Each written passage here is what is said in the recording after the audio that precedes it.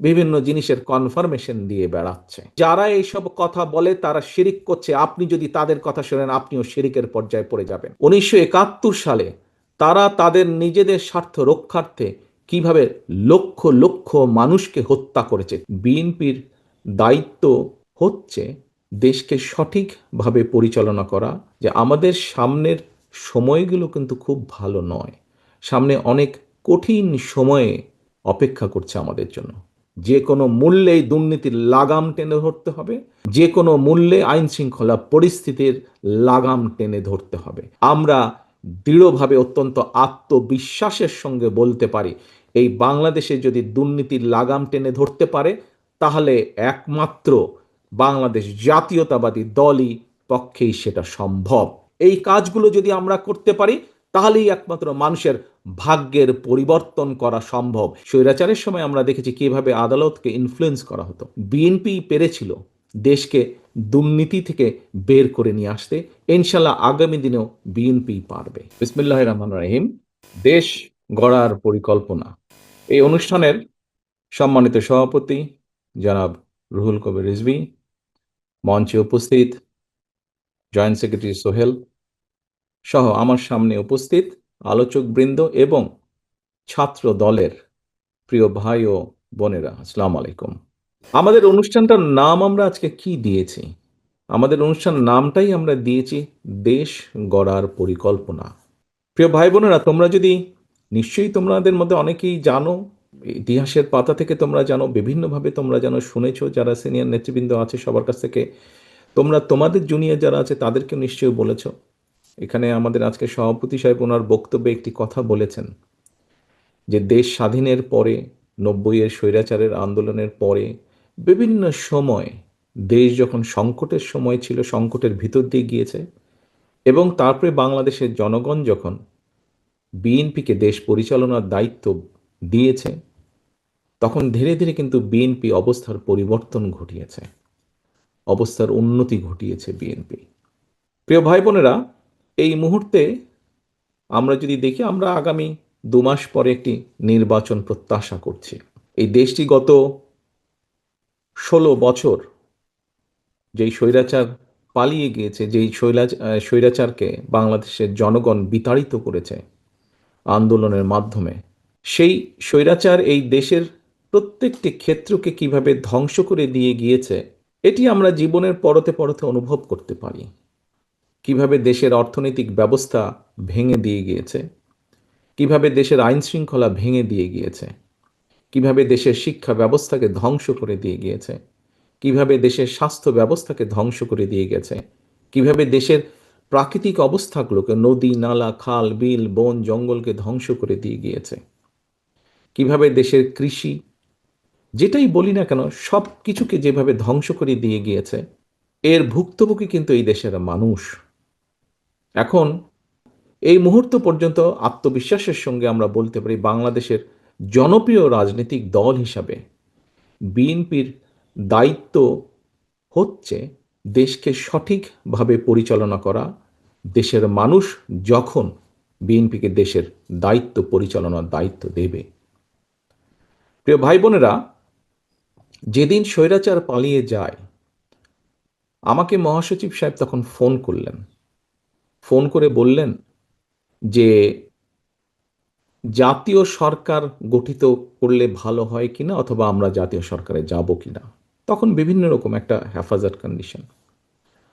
আমি তখন বলেছিলাম যে আমরা জনগণের রায় মাথা পেতে নেব, আমরা জনগণের কাছে যাব, আমরা জনগণ যে সিদ্ধান্ত দিবে তাই আমরা মাথা পেতে নেব। কাজেই আমি সেই মুহূর্তে মনে করেছিলাম যে জাতীয় সরকারে আমরা যাব না। আমাদের লক্ষ্য, আমাদের উদ্দেশ্য সব কিছু নিয়ে আমরা জনগণের সামনে দাঁড়াবো। আমরা স্লোগানে বলি যে জনগণই আমাদের সকল ক্ষমতার, রাজনৈতিক ক্ষমতার উৎস। কাজেই জনগণই যদি আমাদের রাজনৈতিক ক্ষমতার উৎস হয়ে থাকে তাহলে কেন আমরা জনগণের সামনে গিয়ে দাঁড়াবো না? আমাদের লক্ষ্য বলবো দেশকে নিয়ে, জনগণকে নিয়ে, আমাদের উদ্দেশ্য বলবো দেশকে নিয়ে, জনগণকে নিয়ে, এবং জনগণ যে সিদ্ধান্ত দেবে আমরা মাথা পেতে সেই সিদ্ধান্ত নিব। প্রিয় ভাই বোনেরা, তোমাদের নিশ্চয়ই মনে আছে আজকে থেকে প্রায় 3 বছর আগে বাংলাদেশে তখনও স্বৈরাচার বিপুল দাপটে এই দেশকে, দেশের মানুষের বাক স্বাধীনতার গলা টিপে রেখেছে, দেশের মানুষের রাজনৈতিক অধিকারের গলা টিপে রেখেছে। কিন্তু সেই রক্তচক্ষুকে উপেক্ষা করে আমরা দেশের মানুষের সামনে সংস্কার প্রস্তাব দিয়েছিলাম, যেটি ৩১ দফা হিসাবে পরিচিত সকলের কাছে, তাই নয়? মনে আছে নিশ্চয়ই তোমাদের। এই ৩১ দফার মধ্যে তোমরা এই ৩১ দফা মানুষের কাছে নিয়ে গিয়েছ। আজকে আমরা ৩১ দফার ভেতর থেকে বিভিন্ন শ্রেণীর মানুষের কিভাবে আমরা ভাগ্যের পরিবর্তন ঘটাতে পারি, সংক্ষেপে তোমাদের সামনে আজকে ৮টি সাবজেক্ট উপস্থাপন করা হয়েছে। এর মধ্যে আছে, এখানে এক বোন বলেছে, ক্ষুদ্র জনগোষ্ঠীর প্রতিনিধিত্ব হিসেবে বলেছে, তার প্রশ্নটি অন্যরকম ছিল। অন্য অন্য অনেকেই বলেছে, শিক্ষা নিয়ে বলেছে, অনেক কিছু নিয়ে বলেছে। দেখো, বাংলাদেশ যখন 1971 সালে স্বাধীন হয়, সেই স্বাধীনতা যুদ্ধে লক্ষ লক্ষ মানুষ যুদ্ধ করেছে, লক্ষ লক্ষ মানুষ প্রাণ দিয়েছে যুদ্ধে। অর্থাৎ দেশটি স্বাধীন করার জন্য কিন্তু লক্ষ লক্ষ মানুষকে এক কাতারে এসে দাঁড়াতে হয়েছে। আজকে আমরা দেশ গড়ার পরিকল্পনা, এই কাজটি যদি আমাদেরকে সফল করতে হয়, সারাদিন যে সকল বিষয় নিয়ে তোমরা আলোচনা করলে, এই কাজগুলোকে নিয়ে যদি আমাদের সফল করতে হয়, অর্থাৎ দেশকে যদি সামনে নিয়ে যেতে হয়, মানুষকে যদি তার অবস্থান পরিবর্তন করে ভালো অবস্থানে নিতে হয়, তাহলে আমাদের সকলকে কাঁধে কাঁধ মিলিয়ে কাজ করতে হবে। ৫ই আগস্টের পর থেকে আমি গত প্রায় ১ বছরের বেশি সময় ধরে বলে আসছি যে আমাদের সামনের সময়গুলো কিন্তু খুব ভালো নয়। সামনে অনেক কঠিন সময়ে অপেক্ষা করছে আমাদের জন্য। বিভিন্নভাবে বিভিন্ন রকম ষড়যন্ত্র বিভিন্ন জায়গায় হচ্ছে। এই ষড়যন্ত্র রুখে দিতে পারে এই দেশের জনগণ, এবং এই ষড়যন্ত্র জনগণকে নিয়ে সাথে রুখে দিতে পারে বিএনপি, বাংলাদেশ জাতীয়তাবাদী দল। এই ষড়যন্ত্র রুখে দেবার একমাত্র উপায় হচ্ছে গণতন্ত্র, গণতন্ত্র এবং গণতন্ত্র। আমরা যদি গণতন্ত্রকে প্রতিষ্ঠিত করতে পারি, যে কোনো মূল্যে জনগণের মতামতকে প্রতিষ্ঠিত করতে পারি, তাহলে অবশ্যই অনেক ষড়যন্ত্রকে আমরা রুখে দিতে পারবো। কিন্তু ষড়যন্ত্রকে রুখে দিতে পারলেও তারপরেও কিন্তু সামনে অনেক কঠিন সময়। একটু আগেই আমি বলেছি, এবং তোমরা নিজেরাও জানো, তোমরা আজকে ছাত্র দলের প্রতিনিধি হিসাবে এখানে প্রত্যেকে উপস্থিত আছো, ছাত্র হিসাবে তোমাদের নিজেদের ধারণা আছে। প্রত্যেকটি ক্ষেত্রে একটি অরাজকতা বিরাজ করছে। কাজে আমরা এখানে আজকে অর্থনীতি নিয়ে আলাপ করেছি। আমরা এখানে তরুণ যে সমাজ, কয়েকজন তোমরা প্রশ্ন করেছে, তরুণ যে সমাজ, তাদের সামনে সবচেয়ে বড় যেই সমস্যাটি, তাদের কর্মসংস্থানের বিষয়, এই কর্মসংস্থানের বিষয় নিয়ে আমরা আজকে এখানে আলাপ করেছি। আমরা দেশের মানুষের স্বাস্থ্য নিয়ে এখানে আলোচনা করেছি। আমরা এখানে দেশের যে অর্ধেক সমাজ নারী সমাজ, এই নারী সমাজকে কিভাবে এম্পাওয়ার করা যায় এবং তাদের কন্ট্রিবিউশনকে সমাজের মধ্যে নিয়ে আসা যায়, এবং যেটার শুভ ফল দেশের অর্থনীতি, দেশের সমাজ ব্যবস্থা, পরিবার, স্বাস্থ্য সব কিছুর উপরে অবস্থা, শুভ অবস্থাটা পড়বে, কিভাবে সেটা করা যায় তা নিয়ে আমরা আলোচনা করেছি। দেশের পরিবেশ নিয়ে আমরা আলোচনা করেছি। দেশের শিক্ষা ব্যবস্থা নিয়ে আমরা আলোচনা করেছি। কিভাবে শিক্ষা ব্যবস্থাকে আমরা গড়ে তুলতে পারি, কিভাবে শিক্ষকদেরকে আমরা গড়ে তুলতে পারি সুন্দরভাবে, কারণ শিক্ষকদেরকে যদি আমরা গড়ে তুলতে পারি, তাহলে ভবিষ্যৎ শিক্ষা ব্যবস্থাকেও সুন্দরভাবে গড়ে তুলতে পারবো। কিন্তু এই কাজগুলো করা কিন্তু কঠিন কাজ, নট ইম্পসিবল, কিন্তু অনেক কঠিন কাজ। এবং দেশ এবং জাতিকে যদি নেতৃত্ব দিতে হয়, তাহলে অবশ্যই একটি পরিকল্পনা আমাদের সামনে থাকতে হবে। আমি ব্যক্তিগতভাবে বিশ্বাস করি একটি বিষয়, আমরা যতগুলো পরিকল্পনা নিয়েছি, এই পরিকল্পনাগুলোকে সফল করতে হলে যেরকম আমাদের যোগ্য ব্যক্তিদেরকে বিভিন্ন জায়গায় দায়িত্ব দিতে হবে, কিন্তু তার থেকেও দুইটি বড় ইম্পর্টেন্ট বিষয় আছে, যেই দুইটি বিষয়কে যে কোনো মূল্যে আমাদেরকে অ্যাড্রেস করতে হবে। এবং এই দুইটি বিষয়কে যদি আমরা অ্যাড্রেস করতে না পারি, আমাদের পুরা জাতি এবং দেশ সংকটের মধ্যে পড়বে। কি দুটি বিষয়? এক, দুর্নীতি, যে কোনো মূল্যে এই দুর্নীতির লাগাম টেনে ধরতে হবে। দুই, আইন শৃঙ্খলা পরিস্থিতি, যে কোনো মূল্যে আইন শৃঙ্খলা পরিস্থিতির লাগাম টেনে ধরতে হবে। যদি আমরা দুর্নীতি এবং আইন শৃঙ্খলার লাগাম টেনে ধরতে না পারি, তাহলে আমরা যে পরিকল্পনাগুলি গ্রহণ করেছি মানুষের স্বাস্থ্য নিয়ে, দেশের ভবিষ্যৎ সন্তানদের শিক্ষা ব্যবস্থা নিয়ে, নারী সমাজকে এম্পাওয়ার্ড করার জন্য, দেশের কৃষি ব্যবস্থা, প্রত্যেকটি পরিকল্পনা আমাদের বাধাগ্রস্ত হবে, স্লো হয়ে যাবে আমাদের। সেজন্যই আমাদের সরকার গঠনের সুযোগ পাওয়ার সাথে সাথে সর্বপ্রথমে আমাদেরকে নজর দিতে হবে, সর্বপ্রথমে আমাদেরকে ব্যবস্থা করতে হবে দুর্নীতির লাগাম কিভাবে আমরা টেনে ধরব। বিএনপি ২০০১ সাল থেকে ২০০৬ সাল পর্যন্ত যখন দেশ পরিচালনার দায়িত্বে ছিল, তার আগে এই যেই স্বৈরাচারকে বিদায় করা হয়েছিল, সেই স্বৈরাচার যখন দেশ ক্ষমতায় ছিল, সেই সময় কিভাবে তারা দুর্নীতিতে দুর্নীতি ছেয়ে ফেলেছিল দেশকে, এবং ২০০১ সালে দায়িত্ব পাবার পরে কিভাবে খালেদা জিয়ার সরকার ধীরে ধীরে ধীরে ধীরে দুর্নীতির অবস্থার উন্নতি ঘটিয়েছিল, দুর্নীতি থেকে ধীরে ধীরে কিভাবে দেশকে বের করে নিয়েছিল, একটি আন্তর্জাতিক সংস্থার সংস্থার যে অ্যানালাইসিস, সেই অ্যানালাইসিস একদম পুরা সুন্দরভাবে তোমাদের সামনে তুলে ধরা হয়েছে সেই লিফলেটটার মধ্যে। কাজেই আমরা দৃঢ়ভাবে অত্যন্ত আত্মবিশ্বাসের সঙ্গে বলতে পারি, এই বাংলাদেশে যদি দুর্নীতির লাগাম টেনে ধরতে পারে, তাহলে একমাত্র বাংলাদেশ জাতীয়তাবাদী দলই পক্ষেই সেটা সম্ভব। সেটি করা সম্ভব একমাত্র কারণ আমরা অতীতে করেছি, আমরা ইনশাল্লাহ ভবিষ্যতে দেশের মানুষ দিলে ভবিষ্যতে ইনশাল্লাহ আমরা সেই কাজটি করিয়ে দেখাতে পারবো। এই যে স্বৈরাচার, পলাতক যে স্বৈরাচার, তারা বিএনপির সম্পর্কে যেসব মিথ্যা প্রপাগান্ডা ছড়াতো, আমরা ইদানিং লক্ষ্য করছি কিছু কিছু ব্যক্তি বা দল ঠিক একই সুরে গান গাইছে বা একই সুরে কতগুলো কথা বলার চেষ্টা করছে। এখন প্রশ্ন হচ্ছে, তাদেরও তো দুইজন ব্যক্তি আমাদের সাথে সেই সময় সরকারে ছিল। এই দুজন ব্যক্তি পৃথিবীতে আর নেই।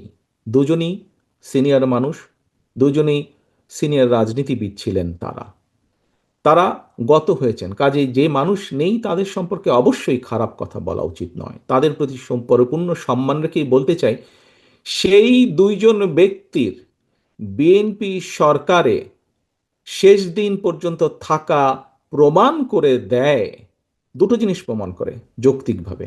এক, তারা অবশ্যই পূর্ণ কনফিডেন্স ছিল খালেদা জিয়ার উপরে যে খালেদা জিয়া দুর্নীতির বিরুদ্ধে যুদ্ধ করছে, সেজন্যই তারা শেষ দিন পর্যন্ত ছিল, সেজন্যই তারা শেষ দিন পর্যন্ত ছিল। এখন তাদের দলের অন্য যে যত বড় বড় কথা বলি কি না কেন, খালেদা জিয়া শেষ দিন পর্যন্ত দুর্নীতির বিরুদ্ধে যুদ্ধ করেছে এবং দুর্নীতির অবস্থার পরিবর্তন ঘটেছে, এই আত্মবিশ্বাস তাদের মধ্যে ছিল। তারা দেখেছিল সেই সরকারকে, কারণ তো সরকারের ভেতরেই ছিল, সেজন্যই তারা শেষ দিন পর্যন্ত এই বিএনপি সরকারের সাথে তারা ছিল। আমরা এইভাবেই ধরে নিব, আমরা অন্য কিছু বলতে চাই না। কেউ কেউ বলে থাকে, তাদেরই কেউ কেউ বলে থাকে যে তাদের বিরুদ্ধে কোনো কিছু অভিযোগ পাওয়া যায় না। আজকে যখন নিরপেক্ষ কোর্ট বসেছে, স্বৈরাচারের সময় আমরা দেখেছি কিভাবে আদালতকে ইনফ্লুয়েন্স করা হতো, কিন্তু স্বৈরাচার পালিয়ে যাওয়ার পরে মোটামুটি আমরা বলতে পারি যে আদালত এখন নিরপেক্ষতা আমরা আশা করি। সেই নিরপেক্ষ আদালত থেকে আমরা দেখেছি কারো বিরুদ্ধেই কোনো জিনিস প্রমাণিত হয়নি, এটি ছিল প্রোপাগান্ডা। কাজেই আমাদেরকে আজকে এই কনক্লুশনই আসতে হবে যে একমাত্র বিএনপি পেরেছিল দেশকে দুর্নীতি থেকে বের করে নিয়ে আসতে। ইনশাল্লাহ আগামী দিনেও বিএনপি পারবে।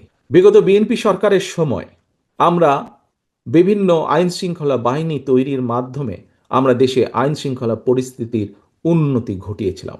হ্যাঁ, পরবর্তীকালে আমরা দেখেছি যে এই যে বিগত যে স্বৈরাচার পালিয়ে গেছে, তারা তাদের ক্ষমতার অপব্যবহার করে সেই আইন শৃঙ্খলা বাহিনীকে রাজনৈতিক স্বার্থে ব্যবহার করেছিল এবং রাজনৈতিক স্বার্থে ব্যবহার করে পুরা জাতি দেশকে বিশ্বের সামনে কলঙ্কিত করেছে। সেই আইন শৃঙ্খলা বাহিনীকেও তারা কলঙ্কিত করেছে, সেটি হচ্ছে তারা অপব্যবহার করেছিল।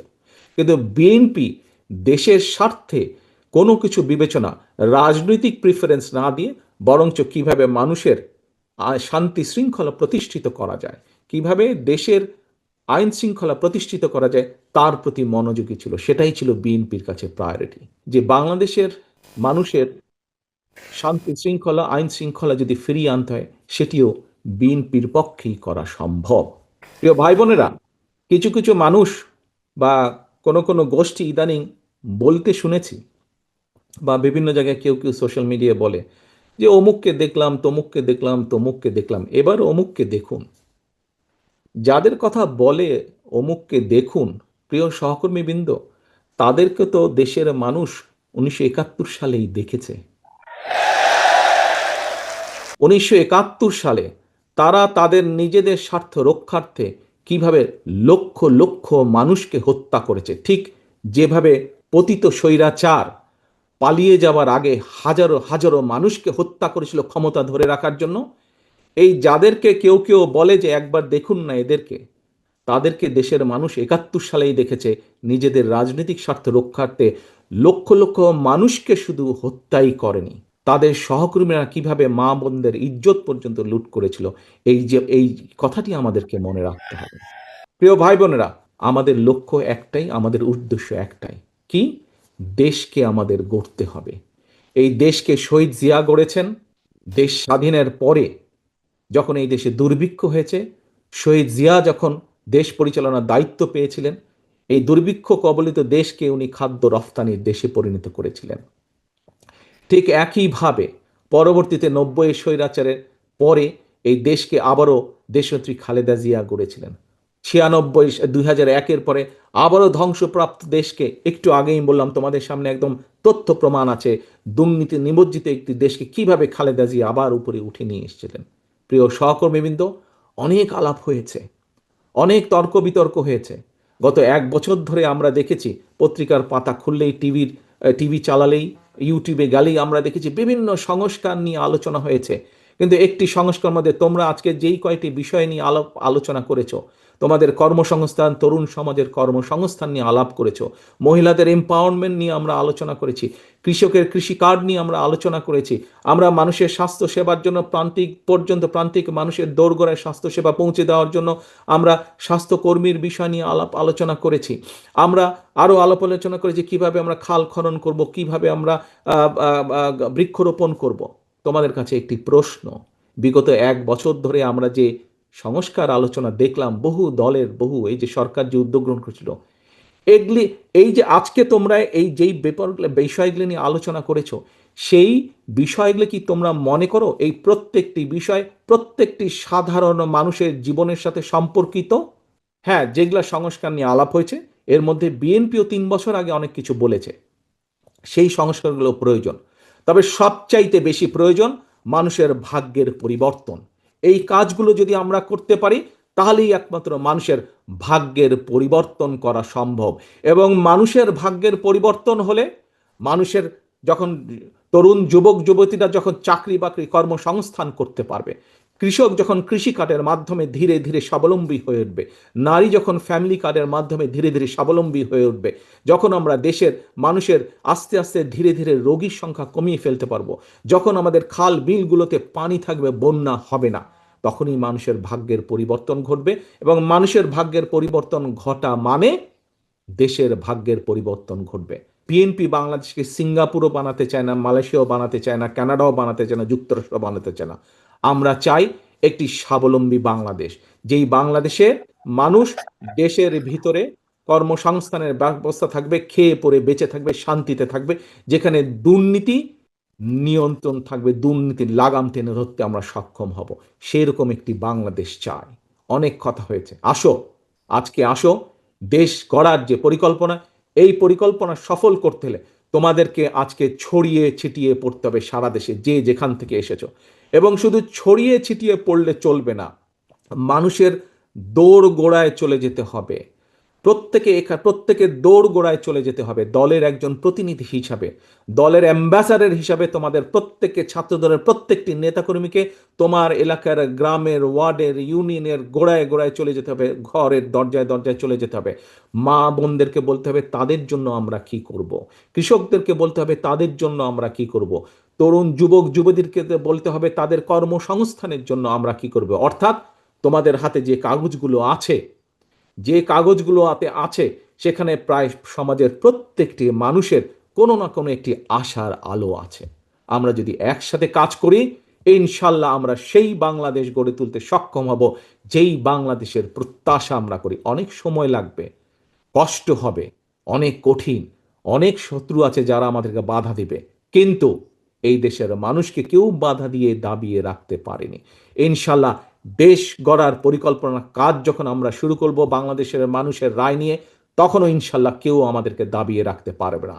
কিন্তু তোমাদেরকে সকলকে যেতে হবে আজকে মানুষের দোরগোড়ায়, মানুষকে ঐক্যবদ্ধ করতে হবে। বিএনপি আগামী দিনে এই কাজ আপনাদের জন্য করতে চায়।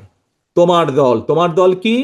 বাংলাদেশ জাতীয়তাবাদী দল। বাংলাদেশ জাতীয়তাবাদী দল এই কাজগুলো কৃষকের জন্য এই করতে চায়, নারী সমাজের জন্য এই করতে চায়, ছাত্র ছাত্রীদের জন্য এই করতে চায়, শিক্ষকদের জন্য এই করতে চায়, মসজিদের ইমাম মুয়াজ্জিম সাহেবদের জন্য এই করতে চায়।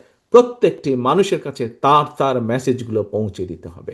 প্রিয় সহকর্মীবৃন্দ, আমরা মানুষ, পৃথিবীতে আমরা বসবাস করি। আমরা মানুষ হিসাবে মানুষের জন্য আমরা কাজ করতে পারি। আমাদের সীমাবদ্ধতা আছে, পার্থিব সীমাবদ্ধতা আছে। সেই পার্থিব সীমাবদ্ধতার মধ্যে থেকে আমরা মানুষকে যা দিতে পারি, যা করতে পারি, আমরা মানুষের কাছে সেটি কমিট করব, সেটি কমিটমেন্ট দেব। এখন যার মালিক আমি বা তুমি কেউ না, তার কমিটমেন্ট কি আমরা দিতে পারি? তার কমিটমেন্ট আমরা দিতে পারি না, যা আমাদের সাধ্যের বাইরে। এখানে আমরা মুসলমান আছি, অন্য ধর্মের মানুষ এখানে উপস্থিত আছে। মুসলমান হিসেবে আমরা বিশ্বাস করি এই পৃথিবীতে এবং পৃথিবীর বাইরে যাবতীয় যা কিছু আছে, আমরা যা কল্পনা করি, যা কল্পনা করতে পারি না, সকল কিছুর মালিক একমাত্র আল্লাহ রাব্বুল আলামিন। আমরা শুনেছি অনেক কিছু একটি রাজনৈতিক দলের কিছু ব্যক্তি বা বেশ কিছু ব্যক্তি বিভিন্ন জিনিসের টিকিট বিক্রি করে বেড়াচ্ছে, বিভিন্ন জিনিসের কনফার্মেশন দিয়ে বেড়াচ্ছে। তো এখন আমি যতটুকু বুঝি, অনেক মুরব্বী ব্যক্তি আছেন, বুজুর্গ ব্যক্তি আছেন ধর্মীয় বিষয়। আমি একজন সাধারণ নর্মাল একজন মুসলমান হিসেবে আমি যতটুকু বুঝি, যা আমার না, আমি যদি তা দেবার কথা বলি, অর্থাৎ যার যেটি আমার না সেটির কমিটমেন্ট যদি করি, তাহলে আমি তার সাথে পাল্লা দিচ্ছি। অর্থাৎ দোজক বেহেশত দুনিয়া সবকিছুর মালিক আল্লাহ। যেটার মালিক আল্লাহ, যেটার কথা একমাত্র আল্লাহ তাআলাই বলতে পারে, সেখানে যদি আমি কিছু বলতে চাই, আমার নর্মাল দৃষ্টিকোণ থেকে আমি বুঝি যে সেটি হচ্ছে শিরিক, সেটি হচ্ছে শিরিকের পর্যায়ে পড়ে। কাজে তোমাদেরকে ঘরে ঘরে যেতে হবে এবং বলতে হবে যারা এইসব কথা বলে তারা শিরিক করছে। আপনি যদি তাদের কথা শোনেন, আপনিও শিরিকের পর্যায়ে পড়ে যাবেন। যার অধিকার একমাত্র আল্লাহ তাআলার, সেটি একমাত্র আল্লাহর অধিকার। কে কোথায় যাবে, কার ইহকালে কি হবে, পরকালে কি হবে, তার অধিকার একমাত্র, ডিসাইড করার অধিকার একমাত্র আল্লাহ। আমরা পৃথিবীতে মানুষ হিসাবে আমরা মানুষের দেখভাল যতটুকু সম্ভব আমাদের দৃষ্টি থেকে আমরা করতে পারবো, আমাদের শক্তি সামর্থ্য অনুযায়ী করতে পারবো। আমরা এ কালেরটা করতে পারবো, এ কালেরটা কম বেশি আমরা মানুষ হিসেবে যা আমাদেরকে ক্ষমতা আল্লাহ দিয়েছে তার ভিতরে করতে পারবো। যা ক্ষমতার বাইরে তা আমরা করতে পারবো না। কাজী যারা এসব কথা বলে তারা ইনেবে শিরিক করছে। একজন মুসলমান হিসেবে আমি সেটাই বুঝি। এই কথাগুলো তোমাদেরকে পৌঁছে দিতে হবে। তবে সবচেয়ে বড় কথা হচ্ছে, যা তোমরা আজকে শিখে গিয়েছো, যা তোমরা আজকে জেনে গিয়েছো, যা তোমরা আজকে বুঝে গিয়েছো, এগুলো মানুষের দোরগোড়ায় পৌঁছে দিতে হবে তোমাদেরকে। তোমাদেরকে বিএনপির অ্যাম্বাসাডার হিসাবে যেতে হবে, আজকে মানুষের রাষ্ট্রদূত হিসাবে, দূত হিসাবে যেতে হবে। এখন আমার প্রশ্ন তোমাদের কাছে, তোমরা কি এই কঠিন কাজটি করতে পারবে? যদি তোমরা এই কঠিন কাজটি করতে পারো, তাহলে ইনশাল্লাহ বিএনপি দেশ গড়ার যে পরিকল্পনা, সেই পরিকল্পনার পক্ষে ইনশাল্লাহ আমরা জনগণের রায় পাব এবং জনগণের রায় ইনশাল্লাহ পেলে ইনশাল্লাহ আমরা এই পরিকল্পনাকে ধীরে ধীরে পর্যায়ক্রমিকভাবে বাস্তবায়ন করবো ইনশাল্লাহ। প্রিয় সহকর্মীবৃন্দ, আশা করি, প্রত্যাশা করি এবং ইনশাল্লাহ তোমরা তোমাদের কাজে সফল হও। তোমাদের সেই সফলতা কামনা করে আমার বক্তব্য শেষ করি।